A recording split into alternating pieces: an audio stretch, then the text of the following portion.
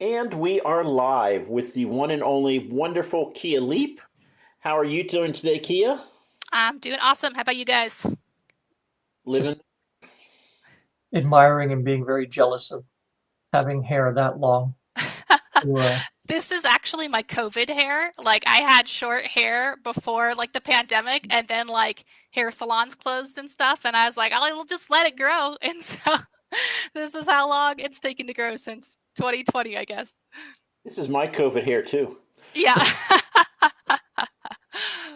I've not up here in years. all right, so your first book, your only book right now, Yes, and it's just behind you, right? it is. Oh. Okay. Wanna, This is Glass Cannon. I released it 3 weeks ago as of the time of this stream.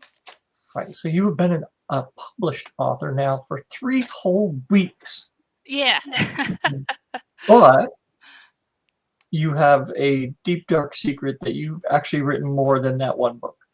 Yes, well, I've published online 6 books. I've written more than that just will never see the light of day because you always have your practice books that no one will ever see. But yeah, over the last year, I've been serializing several different books on the website Royal Road. And that's where you basically just publish a couple chapters a week or 1 chapter a week or whatever your cadence is, and people can read it for free. And then the model is that if you want, you can put advanced chapters. So like if you've published up through chapter 10 for free, you can have up through chapter 30 on your Patreon and people can pay to read ahead on your Patreon, or they can just wait for the natural release schedule and read the whole story for free. And I've been doing that for over a year now. Have you built up a pretty decent audience with it? Yeah, I mean, I'm not like one of the runaway success people because there are some people who see runaway success on there and like their first book like launches them into like big time. But across all of the 3 different series that I'm serializing, I have 4,000 unique readers. So what's interesting, I thought they would like follow the other books that I've written because I have like 3 series in the same world, all eventually we'll be crossing over into each other's stories and stuff. But so I was like, okay, so people who enjoy this book, they'll also read this one. No, there's like not as much crossover as you'd think. They have like their one thing and their one story that they really like. So 4,000 readers, but split across the different stories, and maybe like 10 to 20% overlap in readership between the stories. Well, that's not necessarily bad, actually. It's interesting. I wasn't expecting it, but yeah, Yeah. it's like, okay, now do you like, I mean, kind of the idea originally behind me writing different stories was which one is going to do well, and that's the one I'll focus on. Because theoretically, I wrote the first book in each one as could potentially be a standalone, but leaves it open for this to become a series. And I'm like, if it just doesn't do well, I'll just end it with that book. And then, I tried. And if ones do really well, then that's the one I'm going to write more books in. And so that actually kind of worked out because one I thought was going to be really successful on Royal Road was not successful at all. And then another one that I was like, this was just for fun and my own enjoyment. That one took off. So you never know. So for someone who's never used Royal Road before, give us a kind of a look at that then. I mean, is it free for you? Is there a pay thing in there if you want to charge people to read your stories, or is it only free access? How's that work?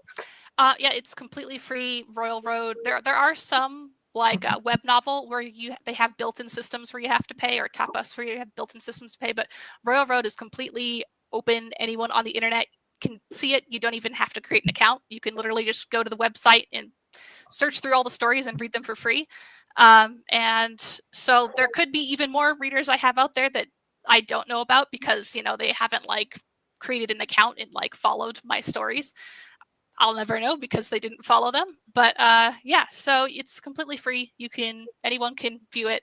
The only thing is that if you want to read ahead, if you think that it's posting too slowly and you got to get through that next cliffhanger, then that's where you go to like the Patreon and you pay a couple bucks to read ahead on the Patreon. But then once you catch up on the Patreon, now you got to wait, just like the free readers. All right. So, and how long have you been doing this Patreon Royal Road combination? Just over a year. I started in January of 2024. But I had pre-written 3 books before I started serializing. I wanted like a big backlog so that I wouldn't be scrambling to write and release every week, which is a common way that people do it on the site. Is they will literally like pound out their chapter like the day before they post it, which I'm impressed by people who can do that. I can't. I mean, don't that's operate that great. way. People want to read a really rough first draft. Yeah. Yeah. And people do have like more forgiveness on that site because they assume that there's going to be a lot of people writing more rough drafts on there. Yeah. I am just too self-conscious to do that. And so I do like fully write and edit my books before I put them up, or at least I try to. And just like having that backlog brings me peace of mind too, so that I just am not like scrambling every week. So how many chapters do you have currently waiting to upload?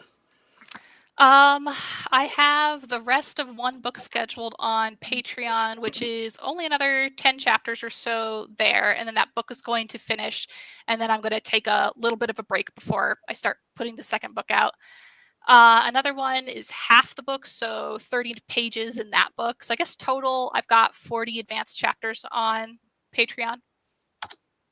Okay. And how long are your chapters? Are they like 1,000 words, 3,000 words? For most Royal Road people, they say like the best like area is like 1,500 to 2,000 is like the sweet spot. Mine just tend longer because that's just how I write chapters. And if I wanted to create less stress, I could make them shorter chapters or try to chop them up at different points. But I just naturally write 2,500 to 3,000 is generally my chapter length naturally. So that's just what I post instead of trying to optimize that.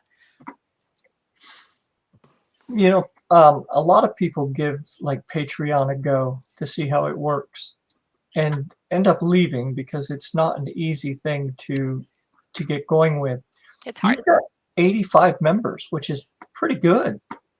About a quarter of them are paying members and 3/4 are non-paying members. So they basically will see when stories or when chapters go free, they'll get those, but they'll also get like, you know, if I post updates and if I post like cover art reveals and stuff like that, that I'll give it to anyone who happens to be following. But yeah, I use that like to just, you know, try to engage and keep track of fans, kind of like how you do with like a newsletter. And they're just a way to communicate with them if I got like a book coming out and stuff. So we'll see. Like I said, this is not like paying my mortgage, Yeah.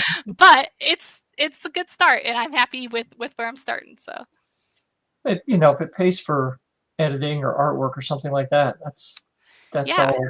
I mean, kind of over gravy the at that point. course of all of last year, it paid for 2 books, cover art, and full edits, which was great. I was very happy with that. Yeah, I think most people would be pretty happy with that. And you only have 2 tiers, which is kind of nice. Not a lot of Mostly decision for making. my own sanity, honestly. Yeah. There's a lot of different theories for how you can set up Royal Road, or not Royal Road, Patreon tiers. And there's definitely like originally I had one that was a $3 tier that was just kind of like trying to get people in the door, and it was like 1 chapter. And just if you want to pay $3 to read the next chapter because you happen to stop on a cliffhanger and you got to know what happens next, you could just do that one-time payment. I didn't have a lot of people sign up for the $3 tier, and I found it was a lot of work because I don't know if you guys view Patreon, but you can tell it to go out to a certain post to go out to a certain group of people who have subscribed, but then once that's released, you're going to have to manually go and send it to a different group. So if you have multiple tiers of like this chapter has 20 advanced, this tier has 20 advanced chapters, this tier has 10 advanced chapters, this tier has 2 advanced chapters, every day that you release chapters, you're going to have to manually go in and change it from the higher tier to the middle tier. And I couldn't do it. Like it was too much for me. So the way I currently have it is either it's all or nothing. You know, if you're paying, you're getting free chapters, and then it's all in one, just like everyone who's paying gets the free chapters. And then I can reschedule it and I don't have to do any finagling like the day of. So just is for my own sanity. So you don't feel any pressure? I mean, I guess you have enough of a safety for chapters to publish that you don't feel like the pressure to get something written today. Like you're not. That's the thing that would just stop me from doing this. To be like, if you give me a deadline, I'm going to freeze and be like, no, I'm not going to make it in time because I don't like deadlines. See, I like if I don't have a deadline, I will let it like slip indefinitely. So I kind of need the deadline for myself to like keep myself on track, or it could just I would have no idea. Maybe that's just like my ADHD, where like I'm very like deadline driven. If I don't have that check mark, then who knows when it will happen. You also have a Discord option on your Patreon. Yeah, that seems like it'd be a lot of work. That's not most like the most work was just making it, honestly. It's created for fans just to engage and have fun and chat. And so I have 3 channels that are specific to the books themselves, where it's like, if you like this book, you can talk on this channel. If you like this book, you can talk on this one. And then I have another one version for the Patreons. So luckily, Patreon has an integration where it automatically will assign anyone who signs up for your Patreon. If they have a Discord account, it will give them a label so that when they join your Discord, you can automatically give them a secret space for them to talk about the advanced chapters, so they're not accidentally spoiling the people who are just reading the free version. And I don't have to do anything. It just does that automatically. So that was less work for me. And then I just made like a bunch of fun, different channels. Like one is pet pics, and just post pictures of your dog or your cat or whatever. And everyone loves showing off their pet, so that's like an easy way to get people to engage. And then share what music are you listening to. Here's the music channel, you can share your music or whatever. And I'd say when I first started, it kind of felt like shouting into a void, because it was like me and like 2 of my best friends who are supporting me. And then like you get that first person who joins and you're like, oh, there's one person on the Discord, and you have to like kind of like force there to be engagement. And even if like they're not engaging, you feel like you got to still post something in there so there's something to engage with if they want to. And then once we got it to 10 people, maybe you'd have 1 or 2 people chatting with each other. And then once it was like 20 or 30, then okay, you'd get daily, someone would post something. And we're over 100 now. I just broke 100 after a year of this. And now it's finally become like organic, where I don't really have to like start conversations. People will just chat with each other, which is really great. But the thought of multiple Discord channels, it's kind of like dental surgery. It's like, well, not a lot of people use them, so you'll only really see like 1 channel at a time as really anything is happening there, or you'll get like 1 post a day in a certain channel, like person posted their music they're listening to. Nothing else happens in that channel the whole day. And if you're not interested, you don't have to read through it, but it's there for other people if they want to engage with it. What do you do for a day job? That is a fantastic question. I used to work on spaceships. Nice. And I'm currently unemployed. So there were layoffs in December. And right now I'm an author full time, in that I have no day job. So I'm treating writing as the day job. That's kind of everybody's dream, but not in that particular right. scenario. Yeah. Exactly. I mean, I am very lucky. I came from engineering. Aerospace engineering, it paid well. I was able to save a lot of money and create a cushion in case something exactly like this happened.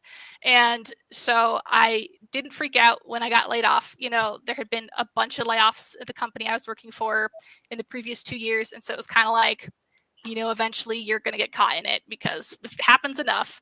And so I'd been saving just in case, and just to be careful. And so I'm okay right now. I will need to get a new job because the book is not going to pay for my mortgage.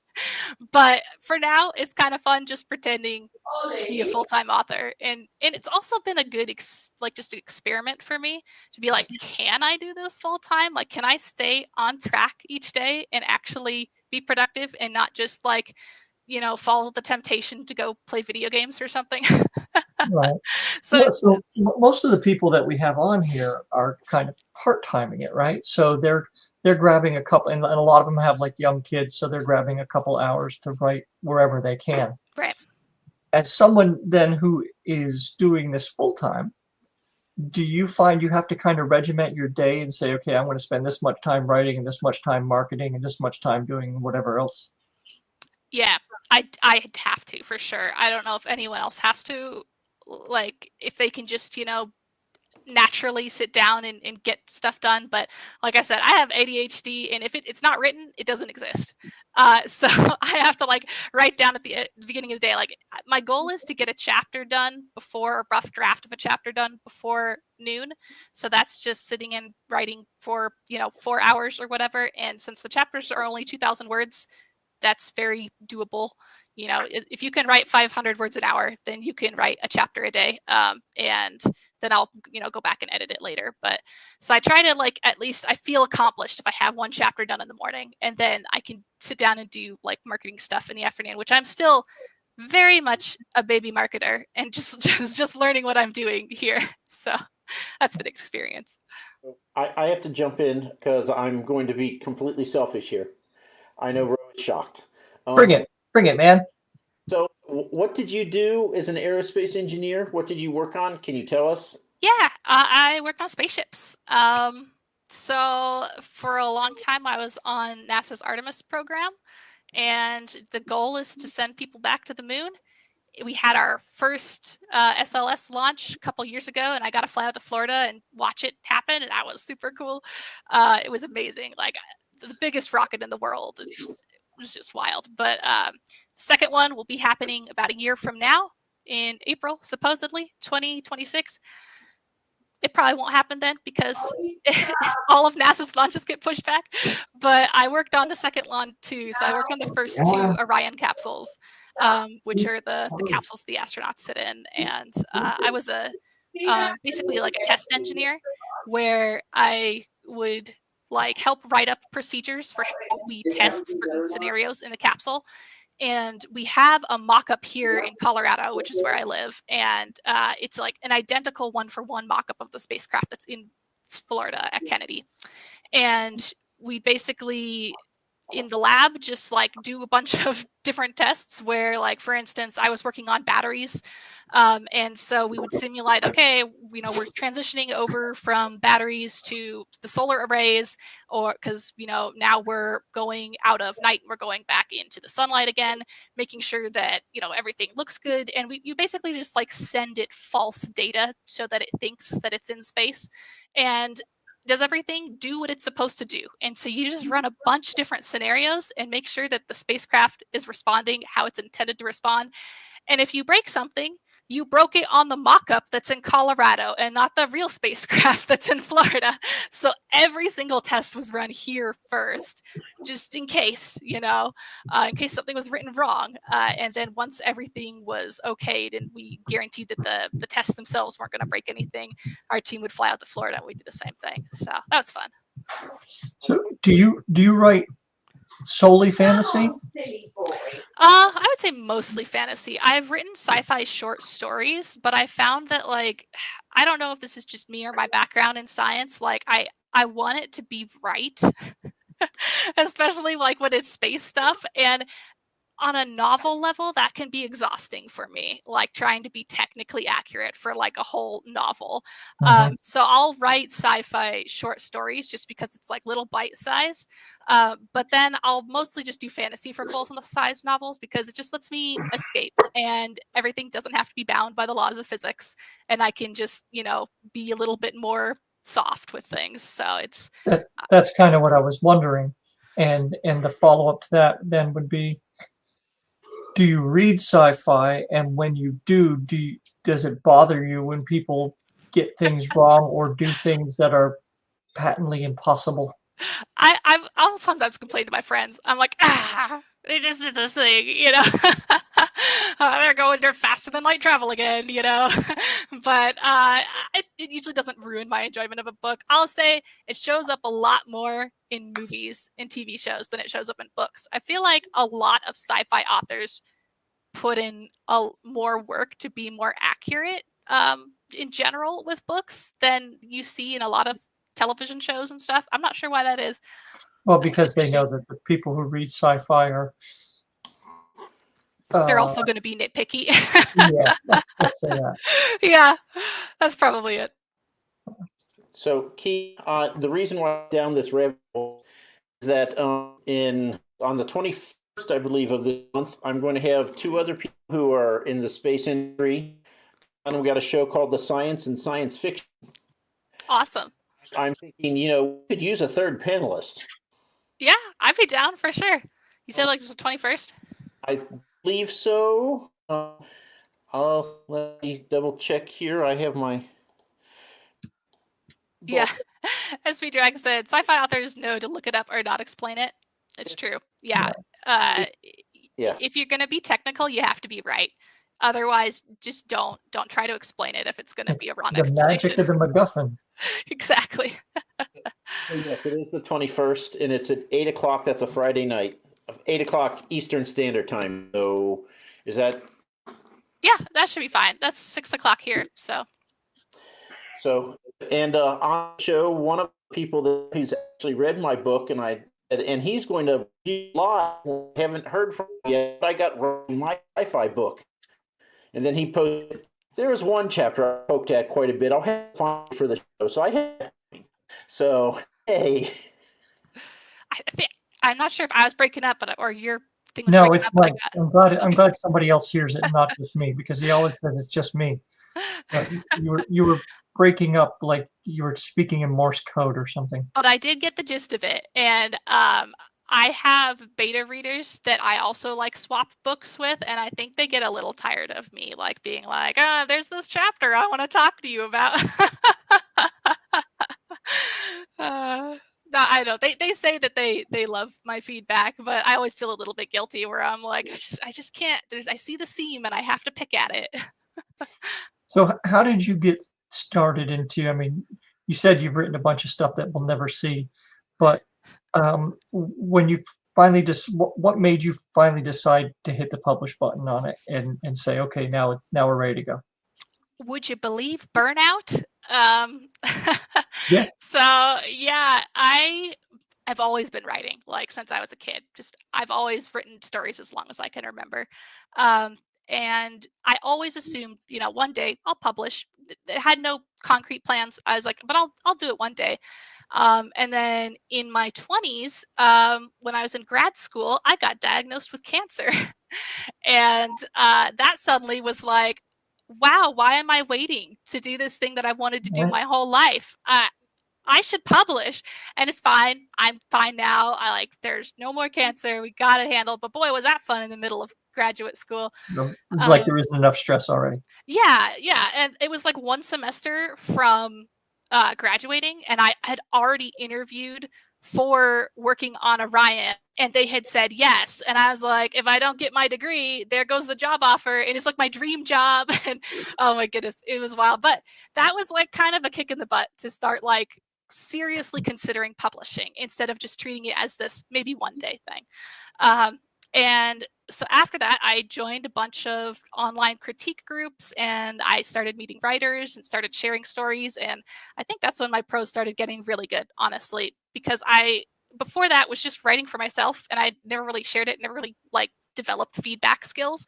And then once you're critiquing other people's and being critiqued, you start to rapidly develop your skill set. So I did that for a couple years, and then decided, okay, people have responded well to the story. I think I'm going to traditionally publish it. As if that's just a choice you can make, right? We'll get it done next week. Yeah. So I started to try to traditionally publish. I queried and I queried and I queried and I queried. And I applied to mentorship programs, and I got in. And they helped fix my book. And then I queried again and queried. Nothing. Wrote another book. Same thing. Applied to more mentorship programs. Got in again. So clearly, at least the mentors thought my books were good enough.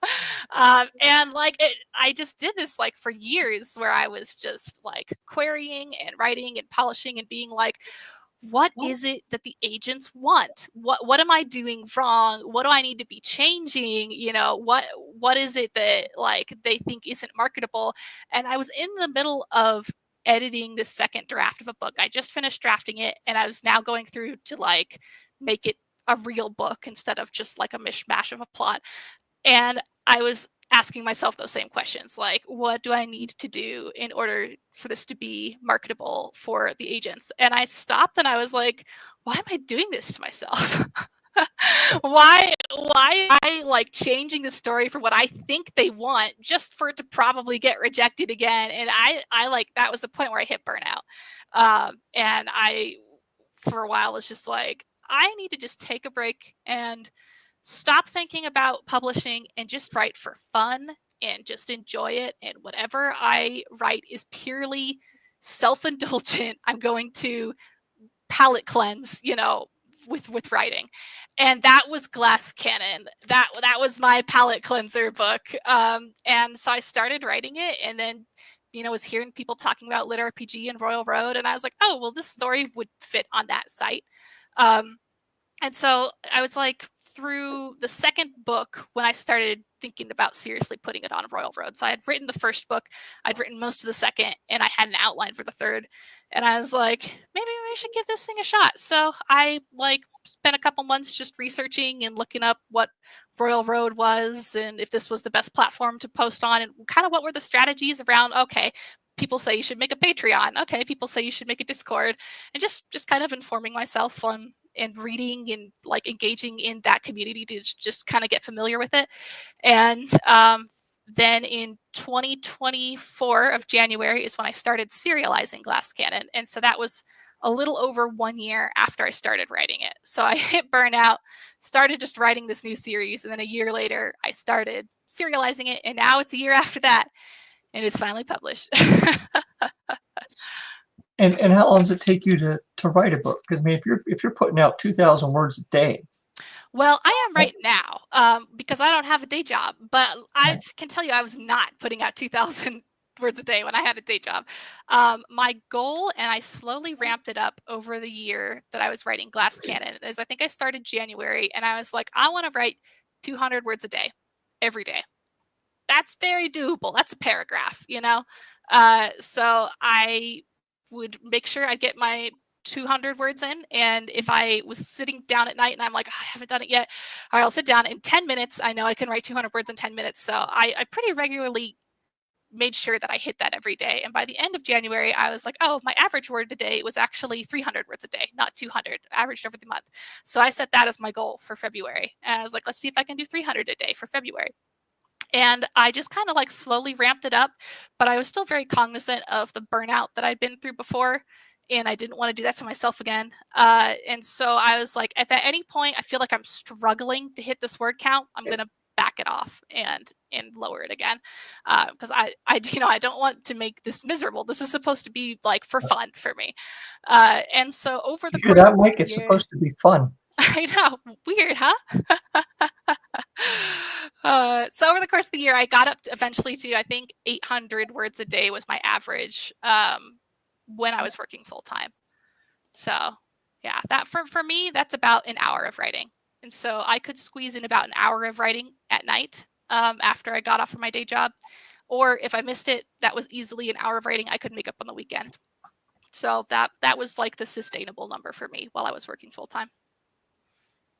So unless Mike has something else, what's your book about? So Glass Cannon is about a guy who gets turned into a bottle of ink. I did not see that coming. I know, it's a unique premise, right?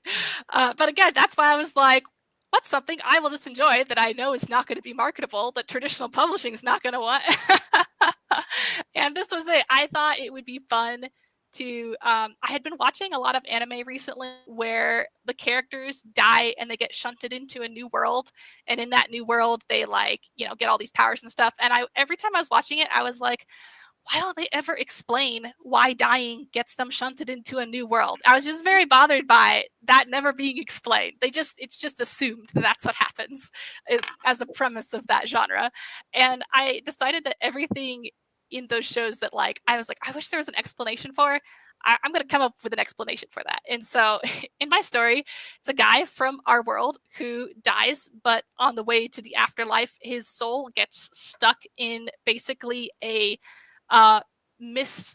done like a broken spell that a senile wizard has cast, and it accidentally catches his soul on the way to the afterlife, and it like sticks it in this glass vial that he is intending to use as the heart of a homunculus, because this old senile wizard like can't do chores anymore, so he's like just going to create a glass servant to do the chores for him. And so that's how our character ends up as the heart of this glass servant, basically. And that's the premise. And it was just like I asked myself, like, what would be fun to write, like what are my favorite tropes and stuff. And in this one, like I really like characters who start out like at a severe disadvantage and have to work up from there. So he starts out as like literally just a glass bottle, and then like, okay, he has glass magic. What can he do with the glass magic? Okay, he can like make toothpick like pieces of glass to like prop himself up so he's got legs. And then, where does that go? And then till eventually, he's able to like create a full body for himself. But yeah, so it's just about this character who gets stuck in a glass bottle and has to escape both being an accidental servant to this senile wizard and learning to like recreate his life and identity as a non-living glass entity now. Wow. That is not something we've heard before. No. Really? Imagine that. Yeah, no, it was fun. Like I said, I mean, the whole idea was like, it's okay if it's not marketable. I enjoy it, and I'm going to have fun with it. And I found, an audience for it. It's not going to be like an audience that launches me into the bestseller list, but there's readers who enjoy it, and they enjoy the charm and the silliness. And I say that the story is sprinkled with humor and horror, because there's body horror elements of being like, you just lost your body and now you're like stuck in this immobile glass jar. But then I also like treat it like in a very silly way. And then I will also in the same chapter swing back to something horrific again. So it's definitely not meant for mainstream audiences, but people who like it have been pretty loyal and are reading through the third book right now is what's being posted on Royal Road. Nice. Charm and humor will get you a long way. I love humor. I'm not sure that I write it well yet, but I love writing it anyway. So I figure the more I try, the better I'll get. And I think that the folks who are getting stories from Royal Road or Patreon or whatever, I think they're a lot more open to things that For sure. that the publishing industry wouldn't touch necessarily. I think that's just true in self-publishing in general, right? There's Yeah, just like you can find that niche where in traditional publishing they're like 2,000 people buying your book, it means your book failed. And in self-publishing, if 2,000 people buy your book, that's great. That's fantastic. So like you don't need like the same size of audience to be successful here as you do in like traditional publishing. Yeah, I think the success benchmark is also very different, right? Right. I mean, I think most of us would consider a car payment wildly successful, right? Maybe not wildly, but very, very successful. Yeah, a house you're payment happy. wildly successful. Right. You're not trying to make, castle in the Highlands kind of money. Yeah. Maybe someday I can go full time with this. That would be like my final goalpost success. But I never want to be like famous. I would never want that. That sounds terrible. I always tell people Timothy Zahn.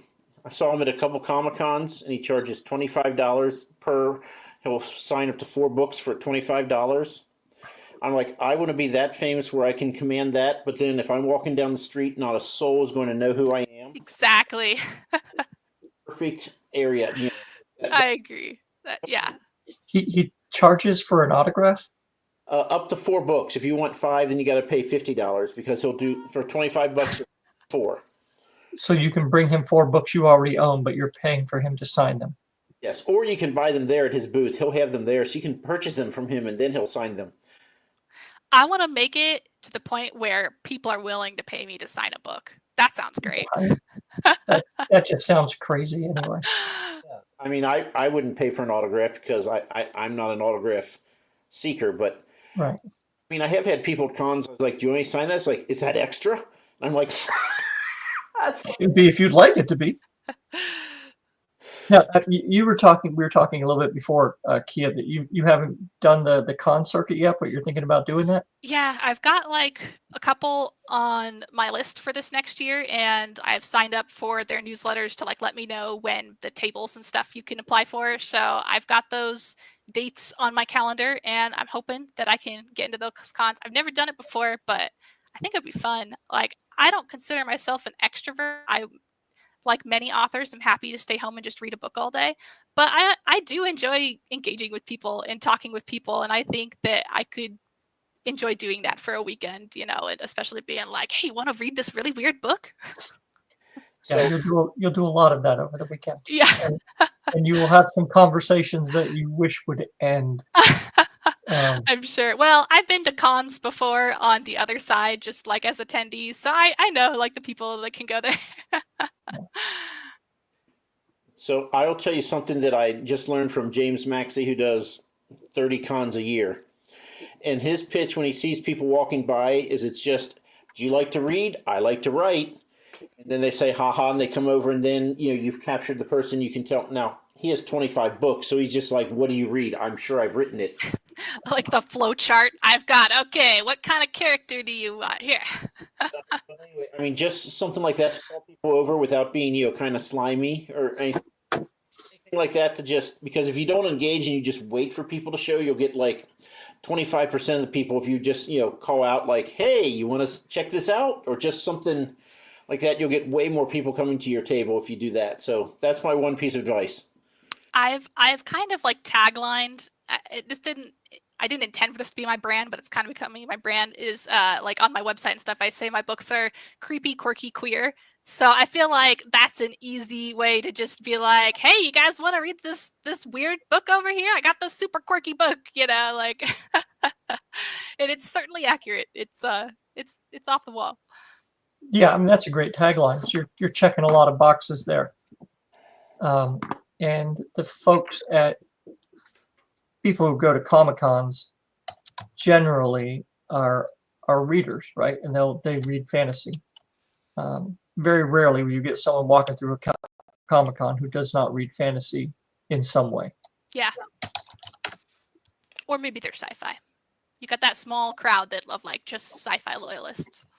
Right. So So there'll be. are you a sci-fi nerd? I enjoy sci-fi. I don't know that like I'm a nerd in it any more than like fantasy. I read both fantasy and sci-fi, so. So about TV movie wise.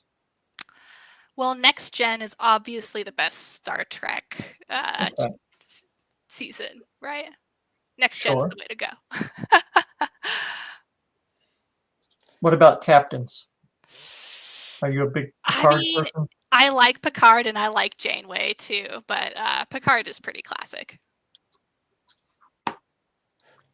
I've just muted her. You fell into Uh-oh. That's fine. You're all right. Well, who's your favorite? Don't tell me it's Kirk. Oh, Cisco. Oh, okay. Sisko's a good one too. That was the next one I was gonna say. He's my top 3. All right. Fair enough. 2 out of 3 ain't bad. now. What's that, Mike? I'm going to talk Star Wars. Are we going to continue this?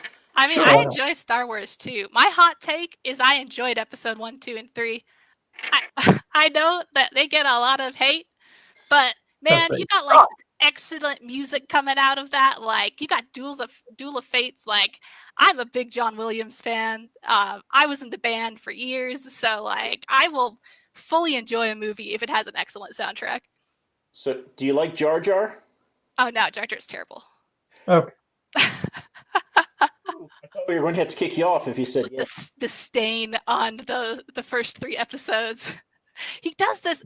Lucas does this at all the start. He's got to like make some character in each of them that like he thinks is like super cute and weird, but they're just not. They're just. I wonder how much of that is him and how much of it is the people in his marketing division saying, you know, we need to sell stuff. So you need to make one of those little porgy things or whatever the hell they were, you know, and It could be, but I feel like also they kind of just probably let Lucas go wild at this point. You know, he's got so much cred where they're like, all right, you do your thing. Man has more money than the studios. He can pretty much do whatever he wants. What about, what's the other one, Mike? Who is the hero of Harry Potter? That's the one.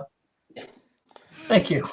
You're reading my mind, or we're just asking it way too much. I think Hermione is the hero of Harry Potter. She keeps getting the guys out of trouble like every single book. And if it wasn't for like her research in almost each one of them, Harry would have like failed most of the trials he went through. That's fair. You're the first person to say Hermione. Yeah? Yeah. Who do people usually say? What do you say? Snape.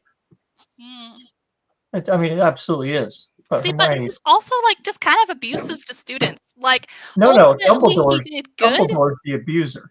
I mean, they both were not great role models for children. Okay, yeah. Yeah, I mean, like, I doing good in the end is great, but like, you also should not be like making your students' lives miserable while they're at school. That's just bad. Being a bad teacher. That whole school was just a giant OSHA violation. You wouldn't put your school like right next to a forest that's like full of like deadly monsters that like are been known for eating students. And the stuff in the lake, let's not forget that. The Whopping Willow. Yeah. Not great design. But you know, it was a middle grade book. It wasn't well, I mean they became YA, but the first books were not like created with rigorous intention to world building because it was meant for 10-year-olds. Yeah. It wasn't 10-year-olds reading it. But that's all right. So what is your ink bottle chappie's name?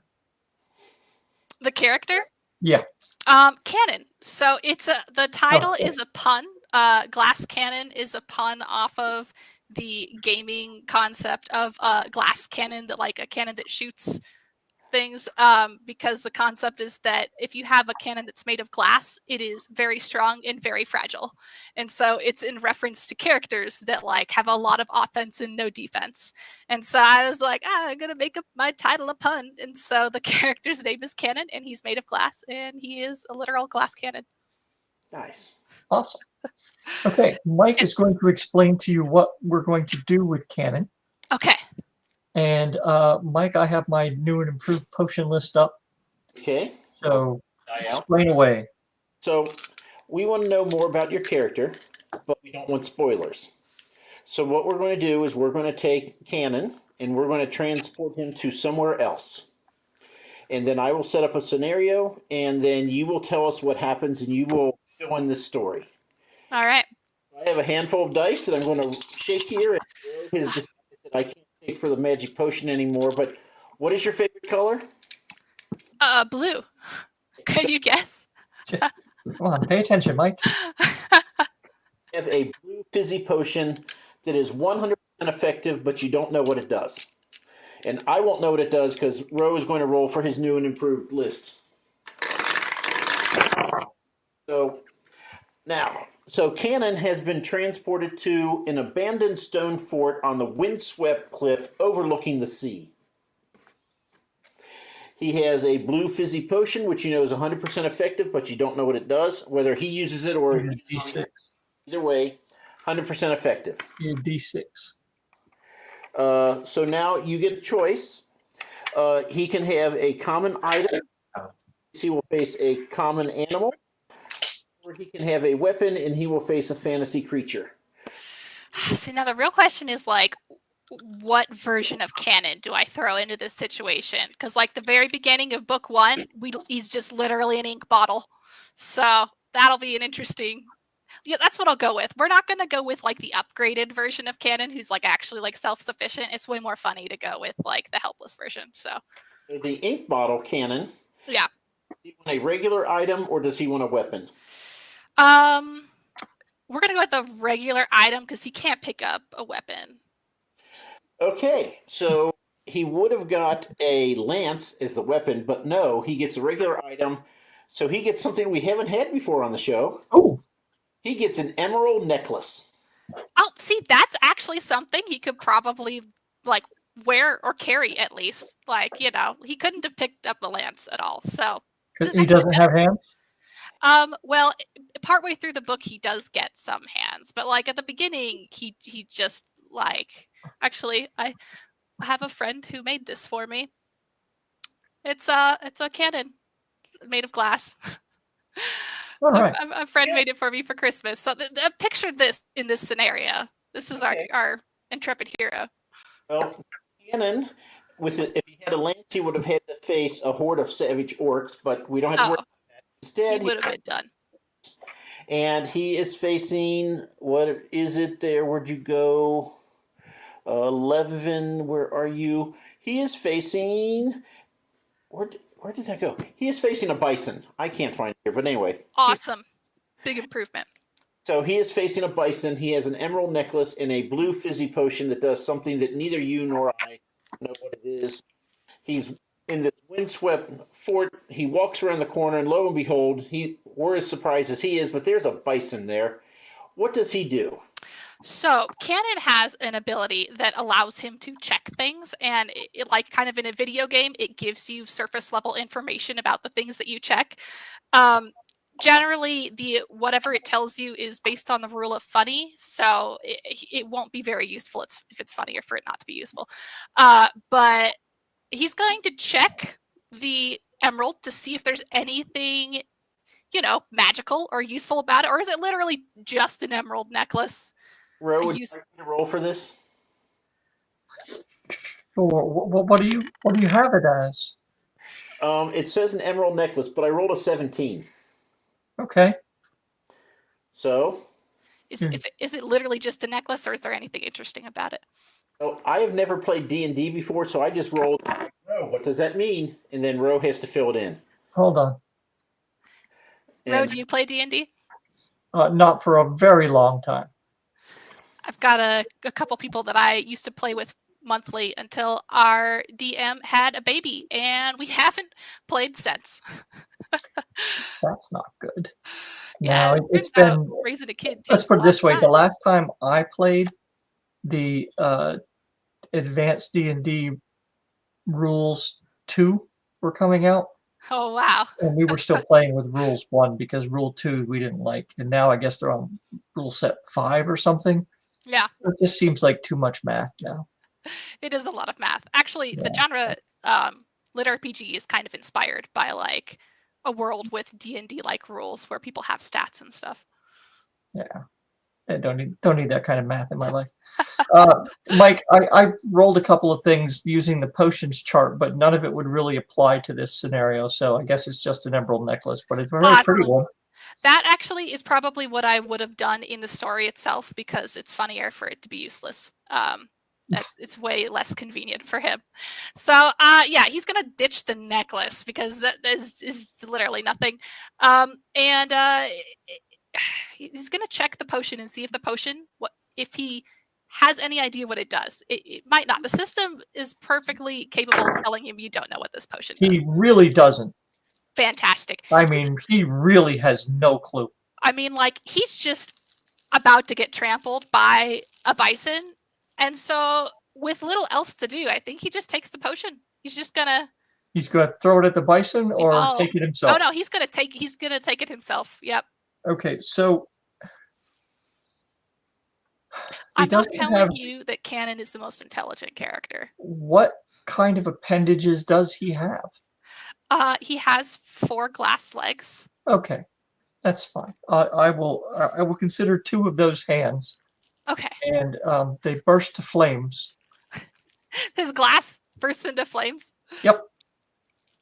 Now, canonically, he does have fire resistance because he's that's fine. It's not hurting him. Okay, it's just now he's on fire. Now he can hit things and they can be on fire. Yeah, if he doesn't like get destroyed while he's hitting them. Well, yeah, there's that. Right. All right. Well, that didn't work. So yeah, Cannon's gonna run. He's if there's something to run behind, he's making a break for it. Well, he is very small. So. Yeah, I was gonna say, and when I say run, it's like a crab.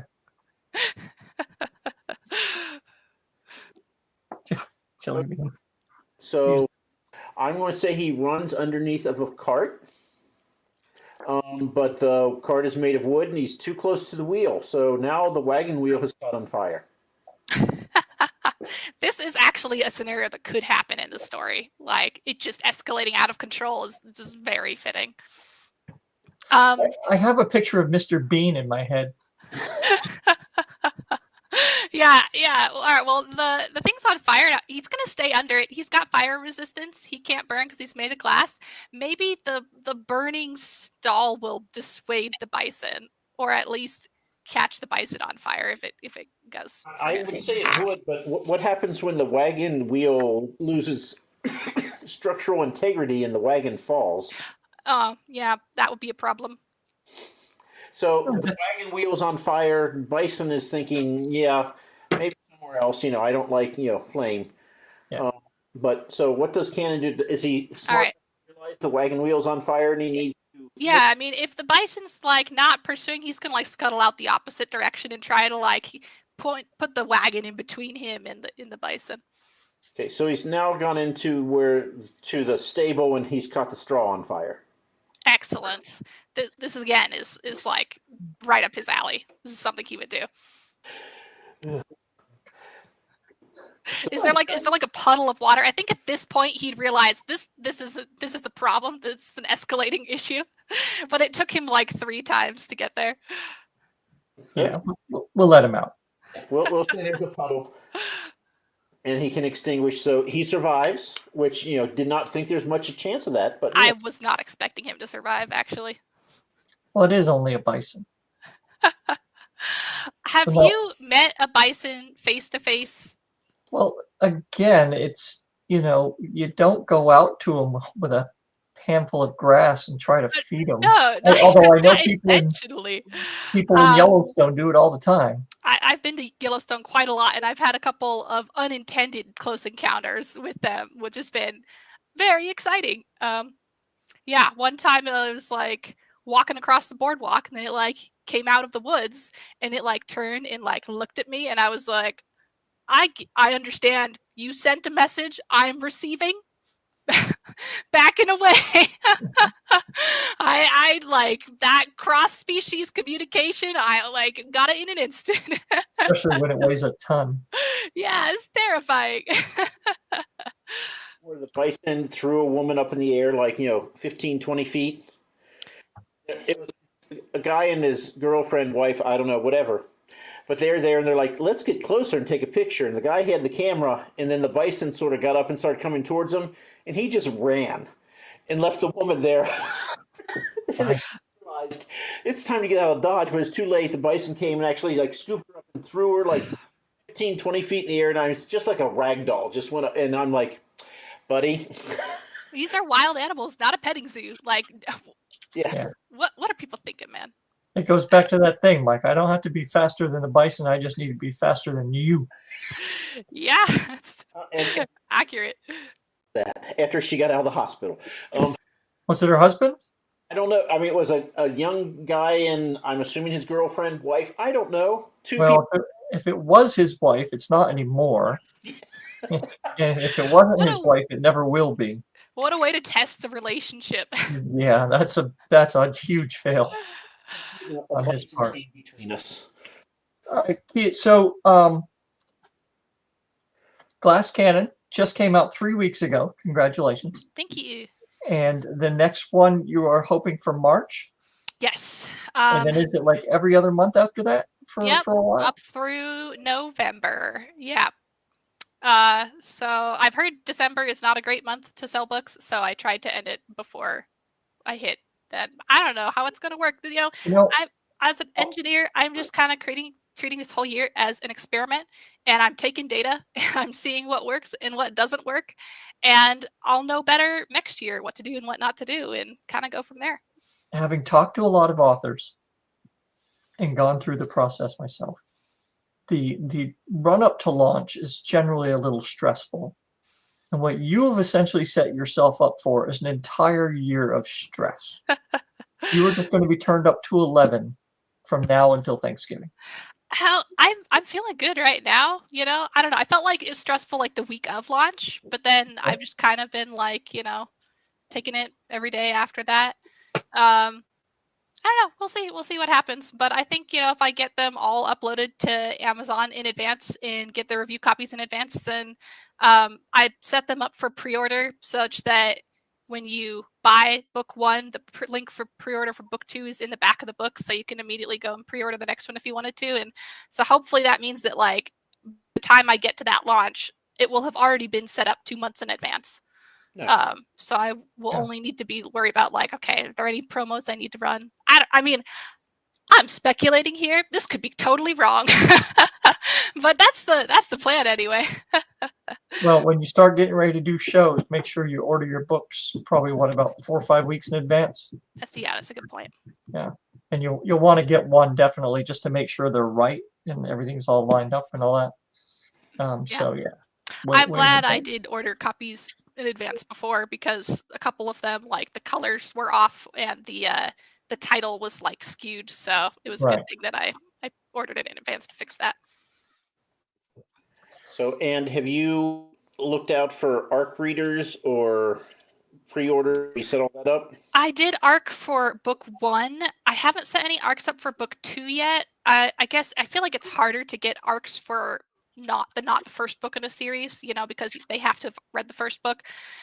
So I was just going to like ping all of my current readers for doing ARC reviews and stuff for book two. So I wasn't going to do like Book Sirens or any of those services for book two. So yeah, I don't know. We'll see. Have you reached any booksellers? I've reached out to a handful, and so far haven't heard anything back. So I don't know. That was one thing. If I could redo this last year again, was put more concerted time and effort to reaching out to like Book Talk and BookTube people, and trying to see if I could drum up some interest that way, because I didn't really have any success with that. But I also didn't try very hard with that. So that's kind of like the next thing I want to get better at. Yep. Yeah, and that's a never-ending thing, getting better at it. But you're on your way. Just like writing. Just like writing. Ready to go. You're in a much better place than a lot of people. So. Yeah, but like, I mean, a lot of people are like, "Oh my God, you have 6 books written." It's like, but I didn't write it in a year. Like, those were written over several years, and now they're just ready to go. That just shows a level of being able to wait that I'm not familiar with. Patience, I guess, is the word. I don't have that. It'd be like having cookies sitting around for longer than about 3 days. I get that. I think for me, it's like kind of wanting to like plan things. Like maybe that's like the engineer brain part of me that's like, I want to like have this schedule, and here's what I think I need to do, and if I back that out, here's what I need to have done in advance, and just like having it all written down as like a list of things is kind of helps me get it done and stay on track. It is not a bad plan. Not bad at all. We'll see. But like I said, if it doesn't work, it doesn't work. I've learned a lot. So I've got more books coming down later. There you go. Right, Kia, thank you so much for joining us. And to all the folks who spent an hour of their night with us and Kia, go to Kia's website, go check out her Patreon, and you can be well ahead of the next book coming out. Or you just have to wait 2 months, Yeah, you can read up through middle of book 3 right now for free if you don't want to wait. There you go. Nice. All right. Kia, can you hold up your book one more time? I can do that just for you. All right. Thank you. How many pages is that thing? 550 or so. Oh, Mike. Mike has a limit of 500 pages. Oh, wait. No, wait. This one's actually... This version says it's 450, but on Amazon it says it's over 500. So I guess you can choose who to believe. Yeah. All right, awesome. Anything else, Mike? That's all. We are back on Thursday, right? Thursday night. All right. We'll see y'all then. Thanks for having me. Thanks, Kia. Wave awkwardly.